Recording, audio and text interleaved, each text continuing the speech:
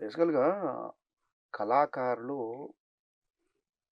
ఇప్పుడున్న పరిస్థితుల్లో ఎట్లా తయారయ్యారంటే, నేను ఈ ప్రభుత్వం, ఆ ప్రభుత్వం అని చెప్పను గానీ, మనం జనరల్‌గా ఒక కూర వండుకున్నప్పుడు, ఎస్పెషల్‌గా పప్పు వండుకున్నప్పుడు, దానిలో సూపుల కోసం ఇంత కల్యామాకు రిక్కలు తెంపి అందులో ఏత్తాం. తినేటప్పుడు తీసి పక్కకు పెడతాం. కళాకారుల పరిస్థితి పప్పులో కల్యామాకు లెక్క తయారైంది. ఇది ఇప్పంచలి కాదు. గత కొద్ది సంవత్సరాలుగా నడుస్తున్నది. ఇప్పుడు గద్దరన్న విషయమే కాదు.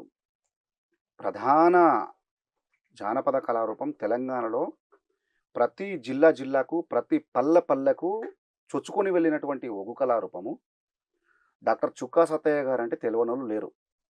ఆయన ఇప్పటినుంచెల్లే కాదు, ఆయన 12వ ఏట నుండి కథలు మొదలుపెట్టి, సుమారు 80 సంవత్సరాలు కథ చెప్పినటువంటి యోధుడు.